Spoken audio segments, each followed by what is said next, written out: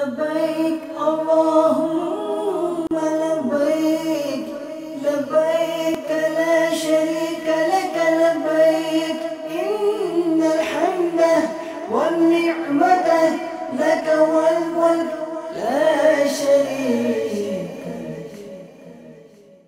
ضرورت مند کی دعائیں، ان کی التجائیں خالق و مالک رب عز و جل پوری فرماتا ہے۔ اس کی بارگاہ میں اٹھنے والا ہاتھ کبھی خالی نہیں لوٹتا۔ منگتوں کی اپنی اپنی طلب ہوتی ہے، کوئی دنیا کے مال و ثروت تو کوئی دنیا کی جاہ و حشمت، کوئی فرحت و شادمانی تو کوئی رفعت و کامرانی کا طالب۔ لیکن یہ دیوانے جو شاعر اللہ سے محبت کرنے والے ہیں، ان کی کیا بات ہے۔ خیر، عاشق تو عاشق ہوتا ہے، جس چیز سے عشق و محبت ہو جائے اس کی طلب بڑھ جاتی ہے، اور پھر وہ عاشق کہ جس کا عشق بامراد، جس کی محبت باعث خیر و برکت۔ سبحان اللہ، جیسا کہ زائر مکہ و مدینہ۔ لبيك اللهم لبيك لبيك لا شريك لك لبيك إن الحمد والنعمة لك والملك لا شريك لك۔ حج کے لغوی معنی قصد اور ارادہ کرنے کے ہے۔ شرعی اور اصطلاحی طور پر حج کہتے ہیں ایک ایسی عبادت کو جس میں بندہ اس عبادت کے ارکان ادا کرنے کے لیے خانہ کعبہ کا قصد کرتا ہوا اپنے گھر سے نکلتا ہے۔ حج صاحب استطاعت پر فرض ہے اور اس کی فرضیت 9ویں ہجری کو نازل ہوئی، اس کے بعد سے یہ فرض ہوا۔ اللہ رب العزت قرآن مجید فرقان حمید میں ارشاد فرماتا ہے للہ علی الناس حج البیت من استطاع الیہ سبیلا، اور حج صاحب استطاعت لوگوں پر اللہ کی طرف سے فرض ہے۔ حج ایک مشاہداتی عبادت ہے جس میں ایک شخص احرام کی حالت میں آنے کے بعد جو مشاعر اللہ ہے وہاں تک پہنچتا ہے، خانہ کعبہ اس کے سامنے ہوتا ہے، صفا اور مروہ کے مقدس مقامات پر وہ سعی کرتا ہے، مینا کی پاک سرزمین پر جا کر 3 دن کے لیے ٹھہرتا ہے، اور پھر اس کے سامنے عرفات کا میدان ہوتا ہے، لاکھوں لاکھ حاجی اس کے ارد گرد ہوتے ہیں، اور بندہ جو ہے وہ ان تمام کے ہجوم کے اندر اللہ کی بارگاہ میں گریہ زاری کر رہا ہوتا ہے اور گڑ گڑا رہا ہوتا ہے۔ حج ایک ایسی عبادت ہے جس میں مالی، بدنی اور قولی تمام قسم کی عبادات یکجاں ہیں۔ نماز کا 750 مرتبہ تقریباً صریح یا اجمالی طور پر اللہ رب العزت نے قرآن مجید فرقان حمید میں حکم ارشاد فرمایا۔ نماز پڑھنے کی ترغیب بیان کی گئی، روزے کے حوالے سے بھی قرآن پاک میں حکم موجود ہے، زکوٰۃ کے حوالے سے بھی حکم موجود ہے، لیکن حج کے حوالے سے قرآن مجید فرقان حمید میں ایک نمایاں بات یہ ہے کہ نماز، روزہ، زکوٰۃ، ان عبادات کے حوالے سے تو حکم بیان کیے گئے، ان کے ایک ایک ارکان کی، ان کے اجزاء کی کے تذکرے جو ہیں وہ اتنی مرتبہ نہیں کیے گئے جتنی مرتبہ مناسک حج، مشاعر اللہ، حج کے ارکان کے حوالے سے، حج کے لوازمات کے حوالے سے قرآن مجید فرقان حمید میں جو تذکرے کیے گئے ہیں۔ اللہ رب العزت کہیں جو ہے وہ حج کی فرضیت کو بیان فرماتا ہے، کہیں حج و عمرہ کی تکمیل کا حکم دیتا ہے، کہیں حج کے آداب بیان کیے جاتے ہیں، کہیں جو ہے قرآن مجید فرقان حمید میں یہ بیان ہوتا ہے کہ طواف کرنے والوں کے لیے جو ہے وہ بیت الحرام کو صاف ستھرا رکھا جائے، کہیں جو ہے مقام ابراہیم کا تذکرہ ہوتا ہے، کہیں صفا اور مروہ کا تذکرہ ہوتا ہے، کہیں جو ہے حج کی قربانی کا جو جانور ہوتا ہے اس کا تذکرہ ہوتا ہے، کہیں احرام کے بعد جو پابندیاں ختم ہو جاتی ہیں، جو ایک زائر حلال ہو جاتا ہے، اس کی مشروعیت بیان کی جاتی ہے۔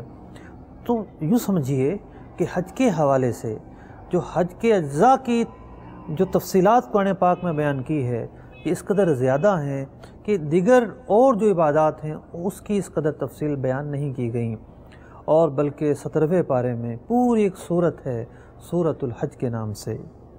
تفسیر مظہری میں حضرت مغیرہ بن حکیم صنعانی کے متعلق مذکور ہے کہ یمن سے پیدل چل کر حج کرتے تھے، دوران سفر کسی مقام پر کھڑے ہو کر سلوس قرآن یعنی 10 پارے تلاوت کر لیتے، پھر قافلے سے جا ملتے۔ اسی طرح ہمارے بزرگان دین کی سیرت ایسے سبق آموز واقعات سے بھری پڑی ہے جن میں عبادت اور ریاضت اور رضا الہی عز و جل کے لیے جستجو کے ذریعے نکات موجود ہیں۔ مکۃ المکرمہ کا سفر ہو یا طواف خانہ کعبہ کی خواہش ہر مسلمان کے دل میں پیوست ہے۔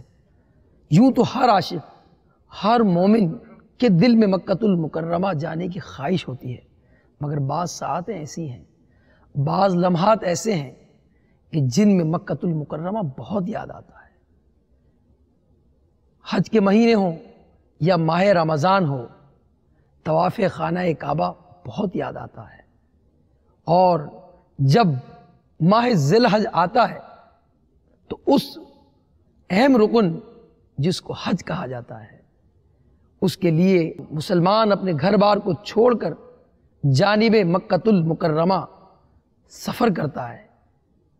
آج بھی اگر کسی حاجی سے ملاقات ہو جائے تو ملاقات کر کے رشک بھری نگاہوں سے اس کی قسمت پر رشک بھرے الفاظ نکلتے ہیں، دل کی دھڑکنیں بے ربط ہو جاتی ہیں، آس و امید بھری نظروں سے خیالوں ہی خیالوں میں ان وادیوں اور ان قابل قدر صاحب شرف مقامات میں گم ہو جاتے ہیں۔ ماہ شوال المکرم، پھر ذی قعدہ اور اس کے بعد ماہ ذی الحجہ، اس مقدس ماہ کے آنے سے پہلے ہی 400 فضا بن جاتی ہے، ایک ماحول بن جاتا ہے، ایک سما بن جاتا ہے جو صاحب حیثیت ہیں اپنے حلال کمائیوں سے خرچ کر کے عازم حج ہوتے ہیں۔ حج کے لغوی معنی ارادہ کرنے کے ہیں۔ ارکان اسلام میں حج 5واں اہم رکن ہے۔ نماز، روزہ اور زکوٰۃ کی طرح حج بھی ایک اہم رکن ہے اور اس کا انکار کرنے والا دائرہ اسلام سے خارج ہے۔ اس مسئلے پر امت میں کوئی اختلاف نہیں۔ حج 9 سنہ ہجری کو فرض ہوا۔ حج کی فرضیت کے متعلق ارشاد باری تعالیٰ ہے، إن أول بيت وضع للناس للذي ببكة مباركا وهدى للعالمين فيه آيات بينات مقام إبراهيم ومن دخله كان آمنا وَلِلَّهِ عَلَى النَّاسِ حِجُّ الْبَيْتِ مَنِ اسْتَطَاعَ إِلَيْهِ سَبِيلًا وَمَن كَفَرَ فَإِنَّ اللَّهَ غَنِيٌّ عَنِ الْعَالَمِينَ۔ ترجمہ کنز ایمان۔ بے شک سب میں پہلا گھر جو لوگوں کی عبادت کو مقرر ہوا وہ ہے جو مکہ میں ہے، برکت والا اور سارے جہان کا رہنما۔ اس میں کھلی نشانیاں ہیں ابراہیم کے کھڑے ہونے کی جگہ، اور جو اس میں آئے امان میں ہو، اور اللہ کے لیے لوگوں پر اس گھر کا حج کرنا ہے جو اس تک چل سکے، اور جو منکر ہو تو اللہ سارے جہان سے بے پرواہ ہے۔ ایک اور جگہ ارشاد باری تعالیٰ ہے، وَأَتِمُّوا الْحَجَّ وَالْعُمْرَةَ لِلَّهِ۔ ترجمہ کنز ایمان، اور حج اور عمرہ اللہ عز و جل کے لیے پورا کرو۔ یہ حکم ہے رب کا اپنے بندوں کے لیے، جس نے اس کے حکم کی پیروی کی، فلاح و کامرانی نے اس کے قدم چومے، دنیا و آخرت کی برکتیں سعادتیں اس کے دامن میں آئیں، قلبی راحت و سکون اس کا مقدر بنا، بیت اللہ کی حاضری، مناسک حج کی ادائیگی، شعائر اللہ، اللہ کی نشانیوں کے جلووں سے آنکھوں کو ٹھنڈا کرنا، خوش بختی ہی خوش بختی ہے۔ یہ اسی فرض کی ادائیگی ہے جس کے متعلق شافعی روز شمار احمد مختار صلی اللہ تعالی علیہ وآلہ وسلم کا فرمان عظمت نشان، حج کرو کہ حج گناہوں کو دھو دیتا ہے جیسے پانی میل کو۔